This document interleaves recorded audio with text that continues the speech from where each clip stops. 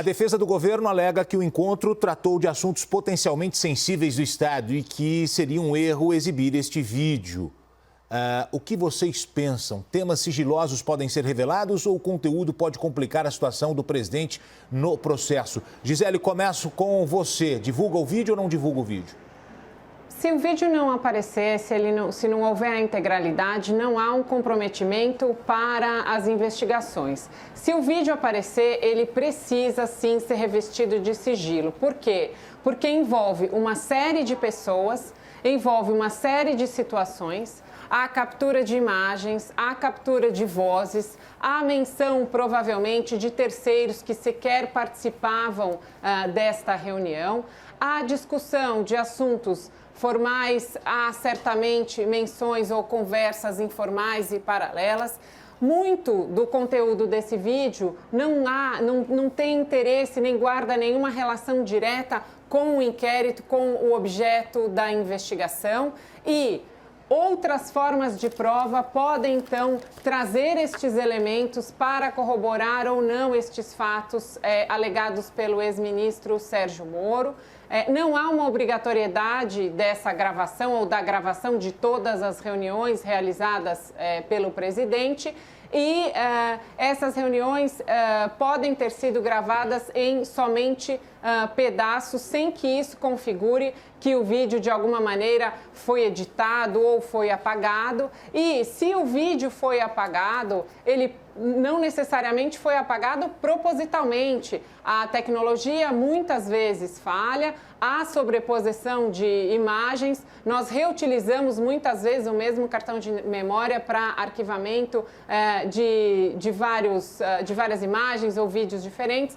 Então, é uma polêmica, a meu ver, que não se instala nesse momento, porque há outros meios de fazer essa mesma prova desses fatos. Tem que preservar terceiros, Tiago, e se o vídeo não aparecer? Eu, embora entenda os argumentos da Gisele muito bem colocados, eu fico com a posição, nesse caso, do ministro Celso de Mello. O que é de governo é do interesse público até que se chegue à exceção. Eu vou começar, Gotino, mandando novamente um abraço para o ministro-general Heleno, do Gabinete de Segurança Institucional, mas trazendo uma ideia, um pensamento aqui que me surgiu, que é de ordem exclusivamente lógica. O presidente da República afirmou que o vídeo existia. A Advocacia Geral da União, diante de informações que soube-se pela imprensa, que o vídeo teria sido apagado ou apenas um pedaço dele existia, a Advocacia Geral da União não informou isso ao Supremo. Acho muito engraçado, voltando aos argumentos sobre o depoimento do Sérgio Moro, que nós, agora, novamente joguemos pesos e medidas distintas. O ministro Sérgio Moro, todos aqui afirmamos que é errado ele decidir o que ele apresentaria ou não para um juiz que deve, recebendo esse vídeo, decretar o sigilo. É o mais antigo e experiente juiz da Suprema Corte Brasileira, um dos mais notáveis juristas da história do Brasil. Está decretado o sigilo, não há problema nenhum. Ele tem a obrigação, porque foi noticiado que durante esse vídeo existe prova do cometimento de crime. Ele tem a obrigação, não é o direito, é a obrigação de saber o que aconteceu, porque foi noticiado pelo então ainda ministro da Justiça que crime pode ser comprovado por esse vídeo. Então, vamos colocar os pingos nos is. Mas, vejam que curioso. Uma reunião que tratou de temas sensíveis ao Brasil foi gravada, mas nem sempre é gravada, segundo as informações que nos chegaram aqui. Então, eu não estou entendendo bem o que é o serviço de inteligência no Brasil. O que é sensível é gravado? Não deveria ser o contrário? Quando é sigiloso, para-se a gravação? E vejam que outra questão interessante. Quando o presidente da República afirmou que haveria esse vídeo e apresentaria como prova de sua versão, da verdade de sua versão, todos ficaram em silêncio. Quando é feita a reanálise, creio que pelo grupo jurídico que ao redor do presidente, começam essas versões. Então, a questão aqui é muito simples. Estamos falando de um juiz da Suprema Corte, num ato judicial que deve ser decretado sigilo, concordo nesse ponto com a Gisele, um assunto grave. Ok. Gisele? O presidente não faz uma única reunião, ele faz múltiplas reuniões com muitas pessoas, reuniões que tratam dos temas pautados e que podem também tratar de outros assuntos. Algumas dessas reuniões são gravadas, outras não há obrigatoriedade, nesse caso Gisele, havia posso essa te gravação. interromper um ponto? Pois não. Só num ponto. Claro.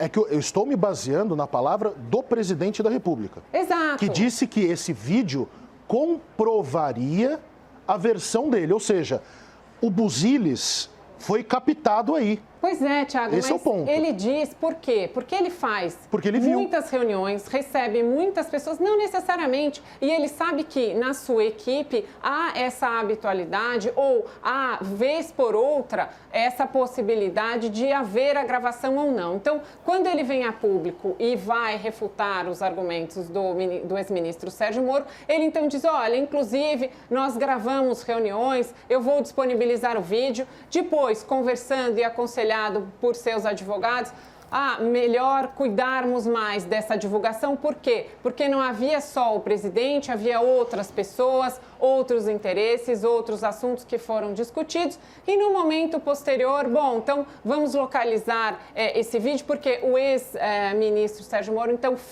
fez a menção dessa reunião específica. O presidente disse que haveria o vídeo. Se esse vídeo não aparecer, Thiago, até por uma questão de ônus da prova também, você estava falando da obrigatoriedade, né? Essa é uma alegação trazida pelo ex-ministro Sérgio Moro, então o que se espera é que ele trouxesse ou que ele traga formas de fazer essa prova do que foi dito. Mas, Gisele, aí tem um ponto, aí é diálogo, tá? Só para terminar, então, assim, como ele seria o ônus da prova dele de fazer, então, valer essas suas palavras, claro. Isso, inclusive, eu entendo que já foi feito, Thiago, quando foram arrolados aqueles 3 generais, o general Heleno, o general Ramos e o general Braga Neto, para então virem depor, porque eles estão textualmente mencionados no depoimento do ex-ministro Sérgio Moro, estavam presentes nessa reunião, então poderão cada um apresentar as suas versões, o que foi dito, o que foi discutido,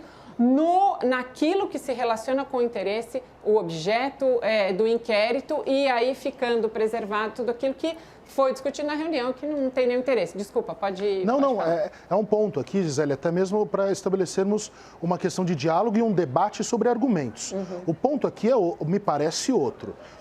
Vou fazer uma análise super simples. É como se fôssemos acreditar na versão de 2 testemunhas opostas num caso de homicídio, enquanto a morte foi gravada. É claro que os depoimentos são importantes, mas os 2 lados afirmaram que havia gravação. E mais importante, nós estamos falando de figuras públicas que têm a obrigação pública de dizer a verdade. Esse é um ponto que é muito relevante. E tudo isso ficaria de lado diante do sigilo decretado, a ser decretado, se assim entendeu o ministro Celso de Mello, disso no Supremo. Porque aí voltamos àquilo que discutíamos sobre o ministro Sérgio Moro. O Sérgio Moro vai decidir o que ele vai apresentar ou não? Isso é um absurdo. É a autoridade pública que vai decidir o que é relevante e descartar o restante. Esse ponto é que é fundamental. Deixa eu trazer um ponto aqui, baseado no que vocês falaram.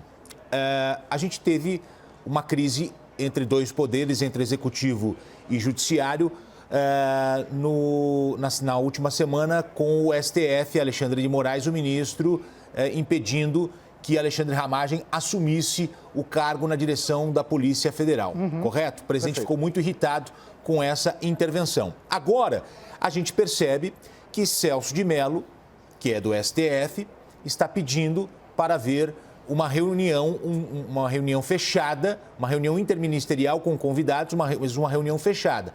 É um ministro do STF também interferindo numa ação do governo federal. E agora os militares estão irritados com esta interferência. A gente tem novamente aí uma crise envolvendo executivo e judiciário. Começa com você, Gisele. Há um pedido judicial por conta de uma investigação, Gotino, que está instalada, e a discussão repousa justamente sobre um dos meios de prova possíveis para então revelar ou para então poder fazer valer uma versão ou outra sobre estes mesmos fatos ocorridos. É uma situação diferente daquela em que houve uma decisão monocrática, inclusive já com uma sugestão do ministro Marco Aurélio para que decisões dessa envergadura sejam, então, tomadas pelo plenário.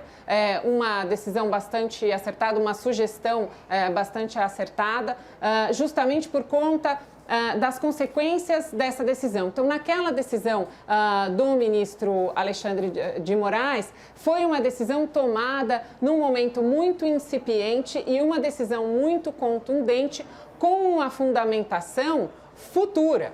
Então, não havia nada presente para fundamentar aquela decisão do ministro Alexandre de Moraes. Neste caso, a fundamentação é presente. Houve a menção do vídeo, houve, então, o pedido para a apresentação desse vídeo e agora a Advocacia Geral da União apresenta, então, um pedido, traz uma informação, até o Thiago faz essa crítica, a Advocacia Geral da União precisa trazer informações seguras. Se ainda não há uma informação segura de onde está esse vídeo, se ele ainda existe, na posse de quem estaria, se houve edição ou não, se ele foi eventualmente apagado ou se há outros vídeos que foram gravados nesse cartão de memória, cabe à Advocacia Geral da União então, fazer essa verificação e trazer uma informação final, fática e certa, para o judiciário. Por hora, o que há é a necessidade de localização e de apresentação para atendimento da ordem judicial. Mas para você, Gisele, não há uma interferência de poderes aí? No pedido, não há uma interferência. Não há. O que eu entendo é que há sim a possibilidade do próprio ministro Celso de Mello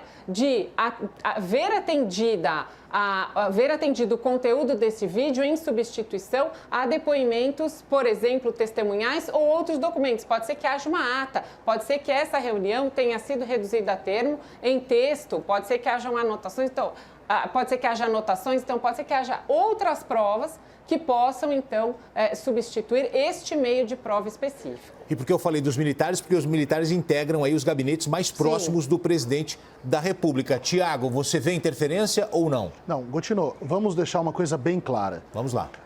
Quem julga as coisas é o Judiciário, é o Supremo Tribunal quando falamos desse tema. Então, uma notícia de crime e as pessoas envolvidas nesse crime sendo do Executivo, é obrigação do Judiciário, depois que é acionado pelo Procurador-Geral da República, ir atrás das provas. Como nós soubemos desse vídeo? Pelas palavras do Presidente da República. O vídeo não é substituível ou deixa de ser substituível. Ele é complementar aos testemunhos. Por quê? Eu posso ter uma versão testemunhal, a Gisele pode ter outra. E esse vídeo pode demonstrar quem está mentindo. Ou seja, quando nós falávamos de denunciação caluniosa, da possibilidade desse crime pelo ministro Sérgio Moro, esse vídeo também é relevante. E relevantíssimo, porque ele é que vai ser a baliza para que sejam analisados os testemunhos, não apenas do ministro Sérgio Moro, como dos ministros de Estado, como eventualmente do presidente da República. Então, esse vídeo é o fiel da balança. Vamos deixar isso muito claro. E o que falo sobre a Advocacia Geral da União é o seguinte: vamos nos lembrar, o Gabinete de Segurança Institucional não é a nossa gaveta de meias, onde nós perdemos coisas, certo? É um vídeo gravado pelo Sistema de Inteligência do Brasil. Esse vídeo já foi reanalisado, porque é lógico isso. O presidente da República, quando fala que houve uma análise quando a própria Advocacia Geral da União faz uma afirmação que houve análise e que ali foram debatidas questões relevantes, a Advocacia Geral da União não deve ter dito isso a esmo. Ela deve ter analisado esse documento. Ou a Advocacia Geral da União peticiona a partir de coisas que soube por orelhada. Não, ela tem a obrigação de analisar o documento para acionar o Supremo Tribunal no seu pedido. Não importa aqui nessa discussão se certo ou errado. Então vamos nos lembrar, o Judiciário, quando há uma notícia de crime, é o competente para julgar. Então, não há a interferência que poderia ser afirmada no caso anterior da semana passada. Ao Judiciário cabe julgar os crimes cometidos por toda a população, mas também entre os demais poderes, entre si ou interna corporis. Tiago, você menciona a todo instante a fala do presidente. Eu vou colocar no ar agora. O presidente chegou a anunciar que mostraria a gravação do encontro do dia 22 de abril. Que é esse daí, né? Em que Moro participou. Vamos ver esse trechinho. Vamos lá. Eu falei, senhores ministros, eu posso divulgar o que eu falei na última reunião de ministros? Ninguém foi contra. Mandei legendar, talvez já tenha chegado no meu WhatsApp agora, eu vou divulgar. Tirei as conclusões. Você vê como é que eu converso com os ministros. De forma franca, aberta, objetiva. Se mandou legendar é porque tem o vídeo. Pois então. Mas depois o presidente disse que foi aconselhado a não divulgar o material. Vamos ver. A última conselho que eu tive é não divulgar, para não criar turbulência. Uma reunião reservada, então essa é a ideia. Tá? E agora? Preciso dizer mais alguma coisa, Gotino? Vamos começar então a debater sobre esse assunto. Tem o vídeo, o presidente já mandou até legendar. O vídeo já está inclusive legendado, né, pelo tempo que passou. Queria que você falasse agora, Tiago. Não é futurologia, não é querer o mal-estar do presidente, não é porque eu discordo dele em muita coisa que eu quero o seu mal-estar, até principalmente nesse momento. Mal-estar pessoal jamais, pelo amor de Deus. Falo da questão política, certo? Nesse momento. Agora, são palavras. Vamos lá. O presidente viu, o presidente reviu, foi enviado para legendar esse vídeo. Os ministros de Estado concordavam anteriormente, chegou no jurídico, aí ele foi aconselhado a não apresentar. Se fosse um cidadão, vamos lá, Gotino, se fosse um cidadão, ele poderia deixar de mostrar uma gravação particular, de um ato particular.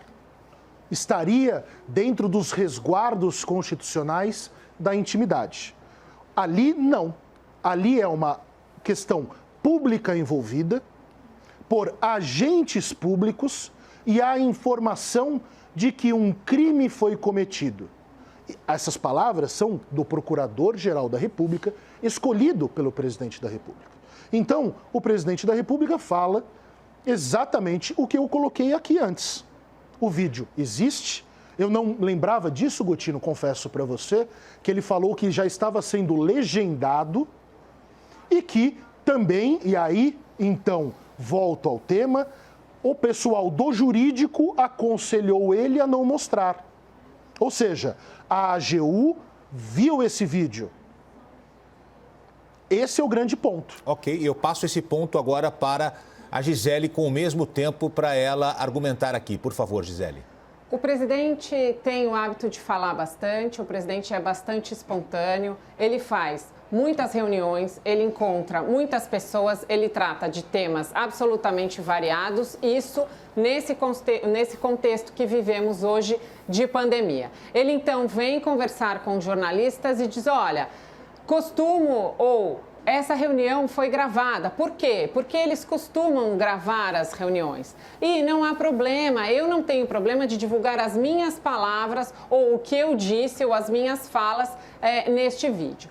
Posteriormente, ele diz, olha, inclusive conversei com ministros, eles não viram problema em publicizar essas gravações. Então, posteriormente, ele conversa com advogados e aí é feita uma análise jurídica, técnica, mais criteriosa, até porque este assunto e este vídeo toma, então, ele ganha a importância que estamos debatendo aqui hoje. Novamente, não há obrigação e nem todos os processos judiciais contam com uma farta gama de provas diferentes para confirmar ou infirmar as alegações de autor, autores ou réu e réus. Então, nestes casos, como o juiz não pode jamais se furtar a julgar, cabe ao juiz buscar, então, provas, indícios de provas possíveis para, então, formar o seu convencimento sobre aqueles fatos que são narrados na versão de uma parte e na versão da outra, que normalmente são contraditórios. Então, neste caso, não haver o vídeo não impossibilita e não macula a investigação ou o inquérito. É bom que tenha o vídeo? Sim, seria excelente ter o vídeo, tê-lo na íntegra, para que, guardado o sigilo, né, Tiago, que fosse analisado para que, então, o ministro Celso de Mello possa fazer essa análise criteriosa, possa, então, fazer esses recortes que são necessários para dispensar tudo aquilo que compromete outras pessoas ou que envolve outras pessoas que não são objeto do inquérito policial, mas, novamente, mais uma vez, não havendo vídeo, como não há em muitas situações, são outras provas que podem ser colhidas para a condução deste inquérito, sem que isso queira dizer ou insinue que há, por parte do presidente ou por parte de sua equipe, uma intenção dolosa de não entrega deste vídeo, ou de que ele foi editado, ou de que ele tenha sido apagado. Olha, esse tema está interessante, eu tenho outros temas, vou dar 1 minuto para cada ainda nesse tema para a gente finalizar esse assunto que eu sei que o Tiago quer falar. Vai lá, Tiago. Não, Gotino, é pouca coisa. Eu acho que a Gisele, ela não fez só o doutorado na Sorbonne, ela também fez no Bolshoi. Ela acabou de fazer um balé aqui para, né, nos tirar do chão, nos saltos, nessas peripécias do balé. Nós vimos o presidente da República falando que o vídeo existe, que ele viu, que os ministros concordaram que poderia ser publicado, que ele mandou para a legenda. Não é o presidente que legendou. Ele falou que ele viu. Ele disse, olha, existe esse vídeo. Não, mas ele falou que mandou legendar. Mas ele deve ter muitos vídeos, Tiago. Mas será que ele fica se assistindo? Será que ele fica se assistindo desse jeito? Porque ele falou que ia mandar legendar. Como e não é ele que legenda. Suas reuniões, depois você fica assistindo. Gisele, pensa. Não, eu jamais, eu não posso. Então, se nós fizéssemos múltiplas reuniões ele tem o dever, eu não posso. Ele tem o dever de fazer, eu não posso. São coisas diferentes. Agora, olha só que interessante. Vamos lembrar a dinâmica? A gente pode perguntar aqui na CNN. Há um vídeo. Você manda para legendar uma outra pessoa que está fazendo. Um profissional que faz o legendamento. Aí, o que acontece? Ele mostra para o jurídico. Ou seja, o vídeo existe. Ponto. Não existe mais a discussão. Seja enviado ao Supremo com as cautelas de praxe, que seja decretado sigilo e esse vídeo possa ser a base para que nós possamos saber, vejam só o tempo que estamos gastando com isso, que nós possamos saber a partir do conhecimento e sabedoria do ministro Celso de Mello, apenas o fundamental para o que está sendo discutido. Quem cometeu o crime? O presidente da República ou o ex-ministro Sérgio Moro, ou nenhum dos dois. Esse é o ponto. O vídeo existe. A controvérsia está resolvida. Esse é o ponto. Gisele? O vídeo não necessariamente ainda exista. Não há certeza, inclusive, por parte das falas do presidente da República, o que ele diz. Eu acredito que esse vídeo tenha sido feito. Ele faz muitas reuniões, Tiago, e ele diz, olha, não tenho preocupação nenhuma, não tenho problema nenhum em entregar o vídeo, não tenho problema nenhum pedir para que alguém faça essa legenda. Ele é cercado de uma série de assessores a quem ele confia essas funções, porque é absolutamente impossível que o presidente vá executar diretamente todos esses comandos. À medida que esse vídeo vai tomando essa proporção e vai ganhando essa importância, ele então é preciso que cuidados adicionais sejam incluídos. Gisele, você está me lembrando um verso do Lobão. Você está fazendo mágica no absurdo. Não estou fazendo mágica no absurdo. Ele acabou de falar. Foi legendado. Foi a Advocacia Geral... Ele passou a orientação para legendar. Vamos ver de novo, Gotino? Isso, vamos colocar de novo o vídeo, a fala do presidente. Igor Peixoto, nosso editor-chefe aqui, coloca por gentileza, o Virgílio também, a parte número 1, o presidente falando que tem o vídeo, por favor, só essa primeira parte inicialmente. Eu falei, senhores ministros, eu posso divulgar o que eu falei na última reunião de ministros? Ninguém foi contra. Mandei legendar, talvez já tenha chegado no meu WhatsApp, agora eu vou divulgar. Tirei as conclusões. Você vê como é que eu converso com os ministros. de forma franca, aberta, objetiva. Talvez já tenha chegado no meu WhatsApp. Gisele, o presidente talvez já tenha esse vídeo legendado no WhatsApp dele. O presidente diz, voltando aí às palavras, ministros, posso divulgar o que eu disse? Mandei legendar. Se eles têm este hábito, se é um hábito que sejam feitas gravações, neste vídeo especificamente pela importância, já nos ele disseram mandou que não, legendar. Não entendi. Já nos disseram que não aqui. De acordo com a Secretaria de Comunicação, eles fazem essas gravações não integrais com o cunho de comunicação. Isso é uma informação importante. Então, pode ser que não tenha sido gravada a reunião na integralidade, pode ser que tenham sido gravadas partes dessa reunião, sem que isso também, de forma alguma, queira dizer que havia a intenção dolosa de não divulgar não, claro, a reunião isso é outra coisa. Não. Isso é outra coisa. Então, o que ele diz e voltando ao que ele fala, mandei legendar, senhores ministros, posso divulgar minhas informações? O que eu disse? Posso. Então, assim, não necessariamente nesse interregno de tempo em que houve essas falas, este cartão de memória não possa, por um lapso de alguém, ou mesmo por falta de informação do próprio presidente, ou por confusão de sua equipe com muitos cartões de memória em muitas reuniões,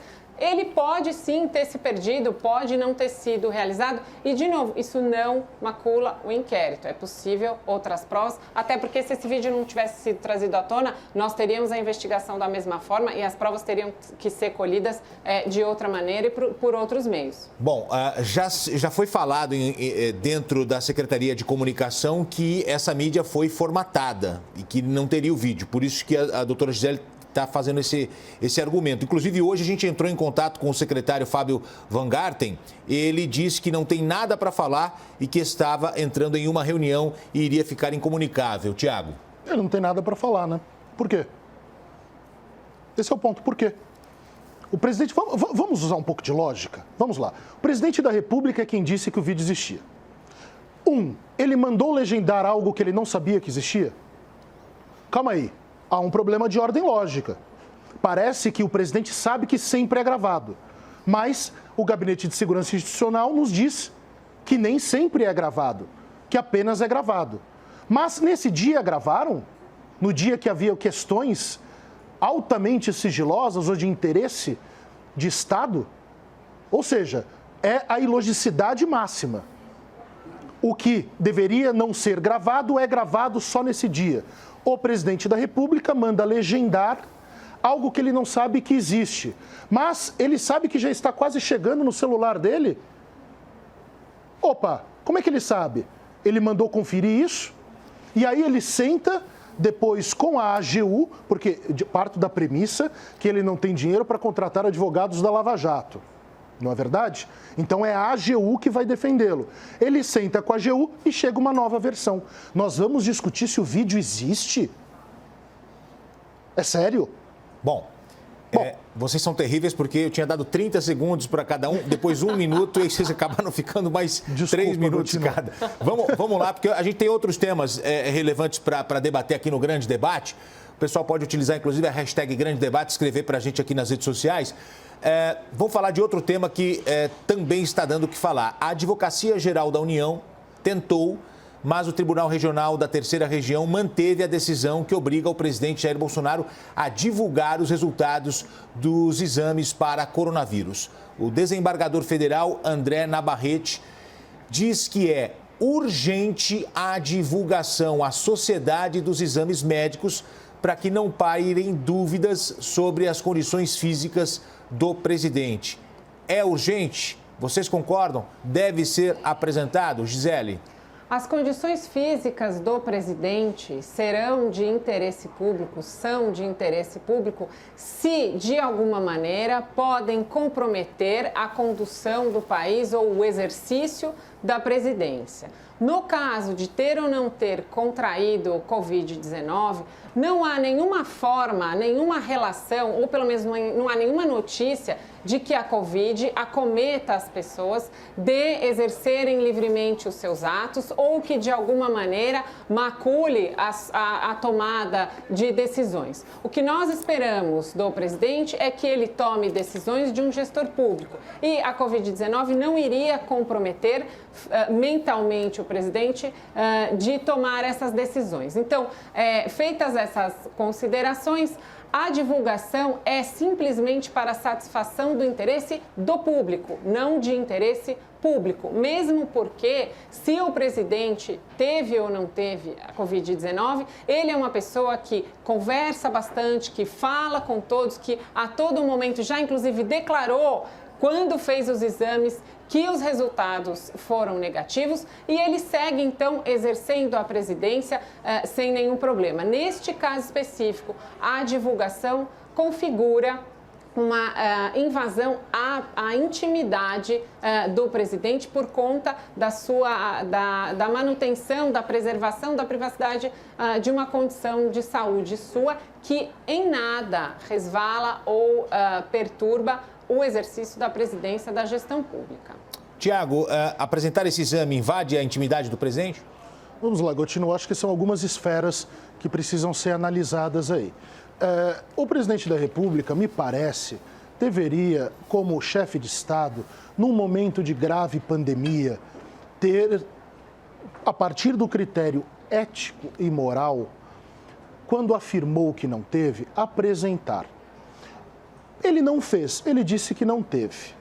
O que acontece? Acontece que todos os líderes mundiais que contraíram o vírus, quando afirmaram tive, a discussão ficou encerrada.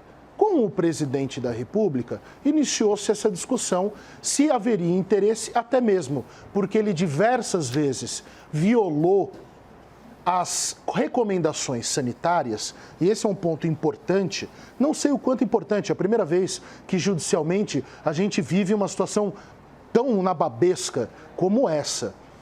Ele diversas vezes viola as recomendações sanitárias e vai abraçar as pessoas, passa a mão no nariz, abraça, dá a mão, né? Aquela coisa que é bem característica do presidente. Ele tem, de fato, essa espontaneidade, não é? Mas o que acontece? Aí nós vamos para a questão de legislação. Quando você se torna integrante e você passa por todo um processo até chegar a ser mandatário de um cargo, você já abriu mão de uma série de intimidades, de questões da privacidade. Sigilo bancário, sigilo fiscal, patrimonial em geral, vamos colocar assim. Então, nós temos alguns problemas. O ministro Luiz Roberto Barroso, vi uma entrevista dele esses dias, onde ele mesmo, grande constitucionalista que colocava essa questão. Qual é o grau de debate que deve existir judicialmente na análise sobre o que é intimidade de uma pessoa pública quando a discussão versa exatamente sobre o tema saúde, nesse caso, recomendações sanitárias que ele violou e a afirmação que fez. Eu acho que os tribunais vão ser acionados, já estão sendo acionados. A juíza de primeiro grau afirmou que deveria ser apresentado, foi feito um recurso, uma liminar sobrestou, porque era plantão, o plantonista falou, é melhor o relator da distribuição, ou seja, o juiz natural, reanalisar, e ele faz essa afirmação agora. Está se criando uma jurisprudência sobre isso. Okay. Vou te falar, Gotino, eu não tenho certeza se ele deve. Te falo abertamente.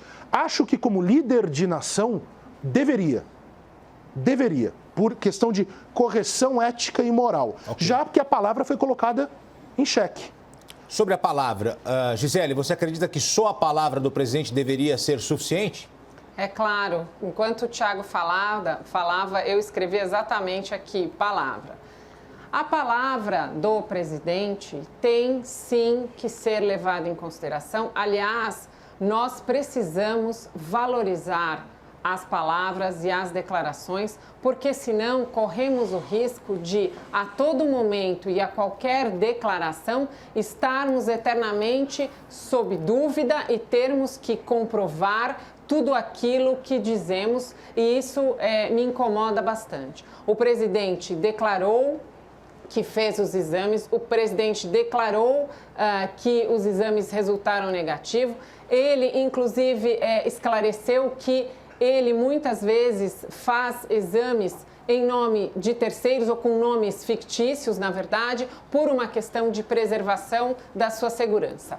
Realmente, a privacidade e a intimidade de pessoas públicas, ela é, sim, bastante reduzida. Por quê? Porque há um interesse, muitas vezes, público ou há, muitas vezes, um interesse do público... De verificação, de checagem. Saber sim. da vida dessas pessoas. É onde nasce a minha dúvida, Gisele. Tanto dos atos públicos como dos atos privados. E é realmente, Tiago, muito difícil de sabermos qual seria o limite dessa intimidade mitigada. Neste caso, e baseada nessa fundamentação exarada aqui pelo juiz, que ele teria ele poderia de alguma maneira, acometido pela doença, diretamente ter influência no exercício da presidência, isso com a Covid-19 não acontece.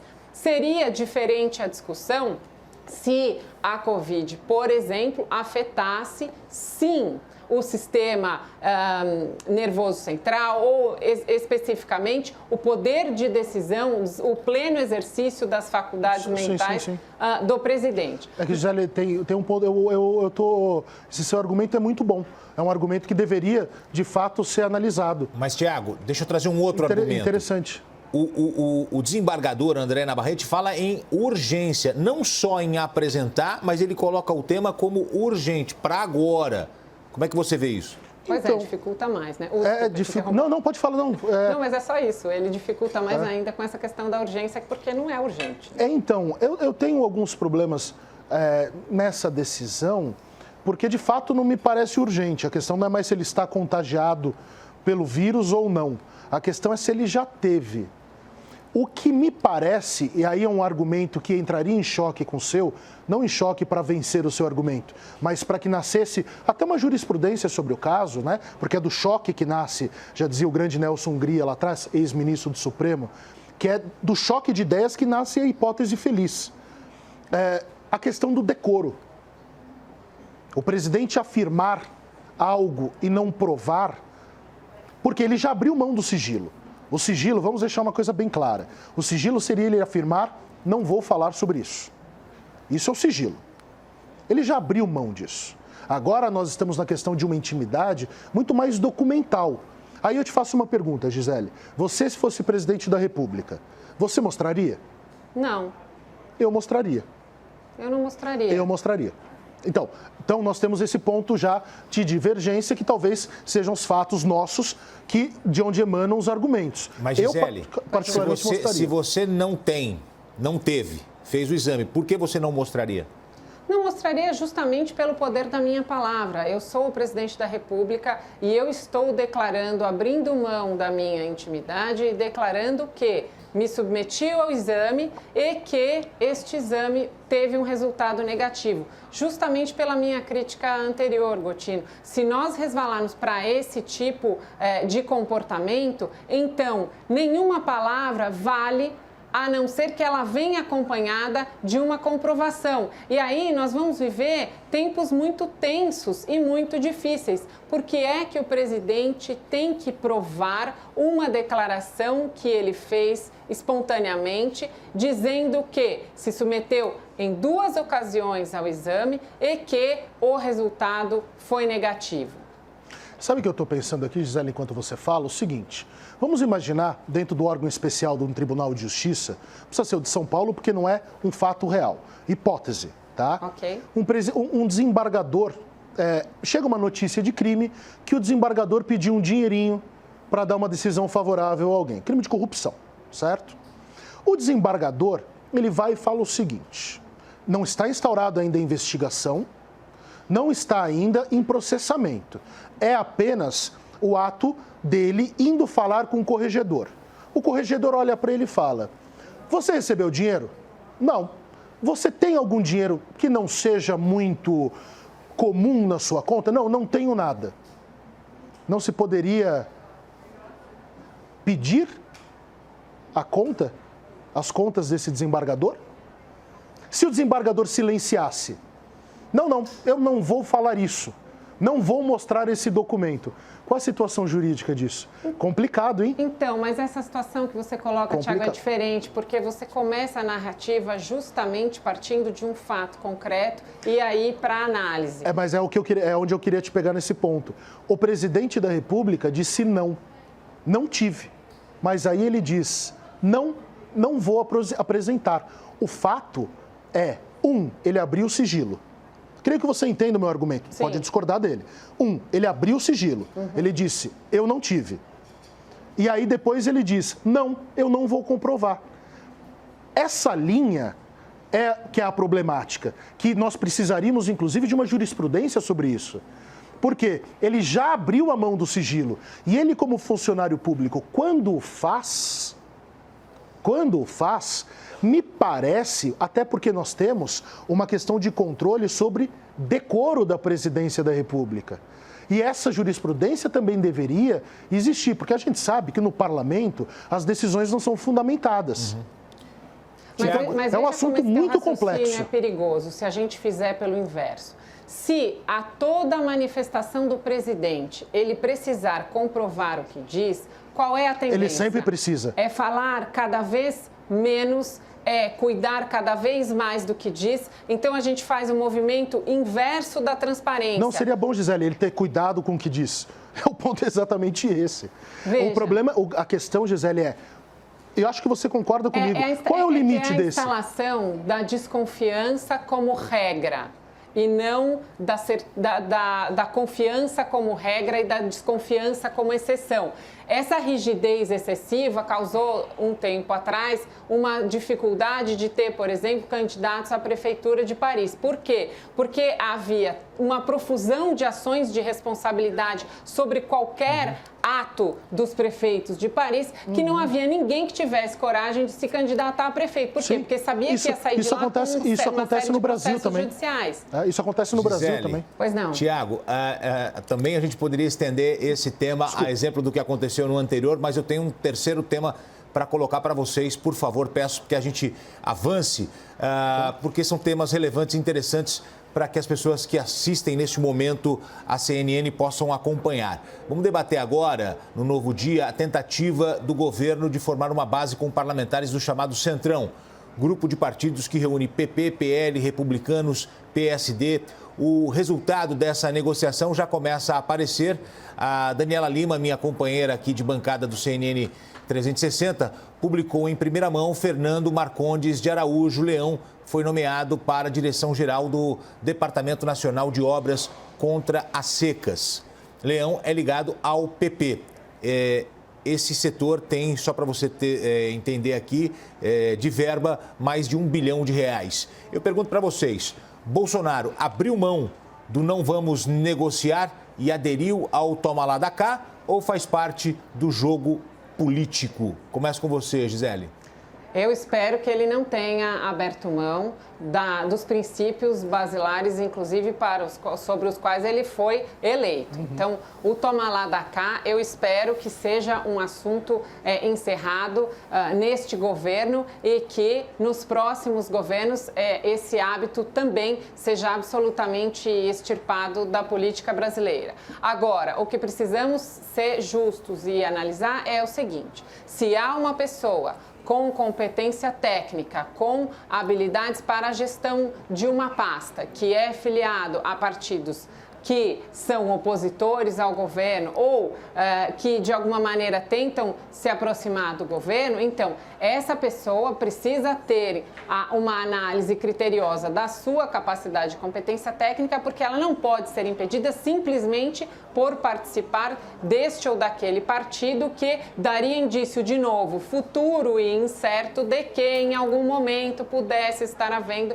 uma negociação. Então, é preciso que sejamos extremamente realmente vigilantes, é preciso que haja esse controle social do interesse das pessoas e aí a transparência, a confiança na palavra de quem declara a isenção, para que não haja essa maculação. Mas toma lá da cá é inadmissível porque não é, é totalmente contrária à proposta do presidente. Tiago? Gotino, qual é o nome do cargo para o qual o político do PP foi? Diretor do DENOX. DENOX. Vou pegar aqui exatamente Direção Geral do Departamento Nacional de Obras Contra-Secas. Ele é engenheiro? Você consegue puxar aí, Gotino?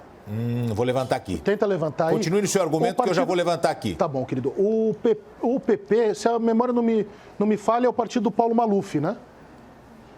Sobre as obras, principalmente para a região do Nordeste. Bom, imagine se estivéssemos falando do PT aqui, não é verdade? Não estou defendendo o PT, longe disso. Né? Imagina se estivéssemos falando do PT aqui, né? O partido do Paulo Maluf em obras de saneamento no Nordeste. Espero que dê certo. Eu quero ouvir, Gotino, estou torcendo que você me diga que é um engenheiro. Daí eu vou ficar muito mais despreocupado e quero ficar despreocupado, principalmente porque nós estamos falando do Nordeste.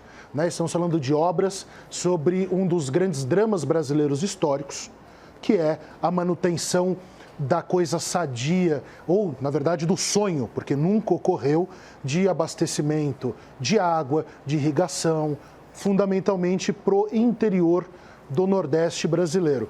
É um assunto dramático, né? Diga, Gotino, ele Não, estou levantando ainda a informação. Tá. Eu sei que ele era gerente geral do PROCON de Pernambuco. Do PROCON? Tá certo. Bom, é aquela história, né? Ele podia também ser chefe de orquestra, não é verdade? Podia ser uma série de coisas, acreditar que a Terra é plana, achar que os Beatles foram criados pelo demônio, aquelas coisas todas. Mas eu estou torcendo aqui, Gotino, não conheço, não sei realmente o que ele é, mas dentro dos critérios que estão sendo afirmados pelos governistas, que todos são escolhidos a partir de critérios técnicos, vamos torcer para que seja um engenheiro, que aí a questão está resolvida e aí, se for feita alguma crítica, que seja feita a crítica a condutas. Mas, se não for engenheiro, aí nós ficamos já com um problema, até porque o mote o meu ministério é técnico. Então, vamos ver se não começou o toma lá da cá. Engenheiro ou uma pessoa com experiência em gestão pública, uma pessoa que conheça ali a região onde ele vai desenvolver as suas atividades para que então consiga entender exatamente a região ele deve ser dali, né? Porque ele deve querer uma base eleitoral legal ali. Uma outra pergunta, essa aproximação com o Centrão é um sistema de defesa do presidente para eventuais problemas no Congresso no futuro? O Centrão, em regra, é o problema, né, Gotino? A gente sabe disso. O problema é o Centrão. Eu já coloquei aqui, creio que num debate com a Renata. Vamos lembrar aquela cena do Star Wars, né?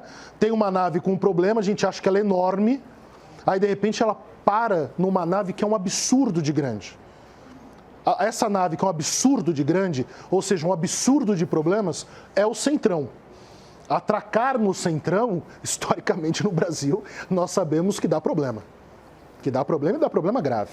Em contrapartida, Tiago, é importante... Embora tenha gente boa, desculpa, Gisele, embora tenha gente boa no Centrão, tem gente boa, é que a dinâmica não é boa. E o presidente, ele é muito cobrado de estabelecer diálogos, de parar de construir muros e de então construir pontes. Então, é importante que ele estabeleça esses diálogos com o Centrão ou mesmo com a esquerda. Não há nada de desabonador na nomeação, eventualmente, de uma pessoa que tenha sido filiada ou que seja afiliada ao PT, se uma pessoa que cumpre aqueles critérios e que possa efetivamente colaborar. Não é pela filiação partidária que se deve ou não aprovar ou desaprovar. Não, é colocar o agricultor no Ministério da Justiça, né? O ator de teatro no Ministério da Ciência e Tecnologia. Isso não tem cabimento mais no Brasil. A gente já viu que isso dá errado. Ok. O presidente da Câmara, Rodrigo Maia, disse que a base do governo vai deixar mais claro o que é vitória ou o que é derrota do Executivo,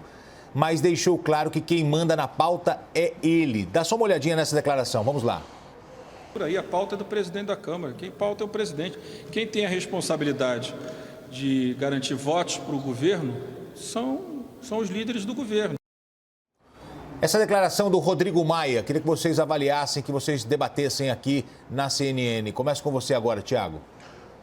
Gotino, a regra do jogo que está estabelecido no regimento interno, não só da Câmara dos Deputados, mas também do Senado e também no Poder Judiciário, vamos nos lembrar disso, é que a pauta é do presidente, assim como a pauta de execuções no Executivo é do presidente da República, obviamente. Né? É que o presidente da República é uma pessoa só. Os demais poderes são colegiados. Eu gosto disso? Não. Não. Acho que todas as pautas deveriam ser muito mais democráticas. Eu acredito, e aí é uma posição muito particular, que o colegiado que não é grupo de pessoas, é grupo de pessoas capazes de discutir algo. Acredito que um colegiado é sempre fundamental. Então, é a regra do jogo nunca foi criticada, é criticada agora, quando era do Eduardo Cunha, principalmente na época do impeachment da Dilma, quando era do Michel Temer lá atrás, ninguém criticava que a pauta é do presidente, agora se critica. Eu nunca gostei que a pauta estivesse, que o poder ficasse centralizado. A história da democracia é a diluição do poder e a possibilidade de controlar esse poder a partir daquilo que nós chamamos usualmente de pesos e contrapesos. Eu não gosto da ideia, mas não gosto da ideia da crítica de ocasião. Eu nunca gostei dessa ideia, mas não gosto da crítica agora. E veja os nomes que eu citei, né? Michel Temer, no Senado nós já tivemos Renan Calheiros, nós já tivemos Antônio Carlos Magalhães, nomes importantes na República, se é que os telespectadores me entendem. Ok, Gisele, ao mesmo tempo. Pelo regimento interno, o poder realmente está no presidente, no deputado Rodrigo Maia. É um poder excessivo, é um poder que realmente, se mal usado, pode sim atrapalhar bastante os valores da República, os interesses da sociedade, porque um poder muito concentrado na mão do presidente, tanto é que ele sofre muitas críticas. Sim. Muitos deputados falam em ditadura da Câmara por conta deste poder excessivo de determinar a pauta, e também há críticas de que o deputado Rodrigo Maia se colocaria e se veria numa posição de primeiro-ministro, e realmente, pelo regimento interno, ele tem ali o poder da caneta de dar essa decisão de o que será ou não será votado e quando e de que forma, e isso já vimos em várias ocasiões, como isso realmente prejudicou bastante o Brasil, prejudicou bastante os interesses e principalmente porque acaba fazendo reféns aqueles que precisam que as pautas sejam construídas dentro dos seus interesses. A democracia demais nunca é ruim. Concordo plenamente com isso. Nós vamos para os argumentos finais. Antes, duas informações. Fernando Araújo Leão, ele é do Avante, mas foi indicado pelo PP, que faz parte do Centrão, numa composição partidária. E uma outra informação, daqui a pouco tem o Live CNN, tem entrevista exclusiva com Luiz Henrique Mandetta, ex-ministro da Saúde, logo depois, colado aqui no Grande Debate, colado no Novo Dia. Vamos para os argumentos finais, então, por favor. Tiago Anastácio, começa com você. Gotino, você descobriu a profissão? Estamos buscando aqui. Ele não esquece, Gotino. Não, ele faz isso comigo também. Não tem como. Vamos lá. Nós estamos vivendo um momento de país muito complicado. Os números de mortes, o número está chegando a um patamar muito preocupante. Nós já estamos chegando na casa dos 600, que foi a média, né, esse patamar, nos países europeus, já em graves momentos de crise. Nós ouvimos antes de começar o grande debate as palavras absolutamente firmes, críticas de um dos médicos mais conceituados do país sobre o estado de coisas. Nós vivemos um momento sério, é uma pena que, nesse momento, nós estejamos discutindo sigilo de exame médico de presidente da República, porque temos que discutir, se torna um fato importante de ser discutido, que nós estejamos discutindo se um ministro do Supremo Tribunal Federal deve ter conhecimento ou não de uma reunião que ocorreu e havendo informação de crime cometido nessa reunião, que nós tenhamos que reouvir o presidente da República afirmando se existe ou não uma prova que é de suma importância, porque se um depoimento ficar em choque com o outro, nós nunca saberemos a verdade, será um choque de versões.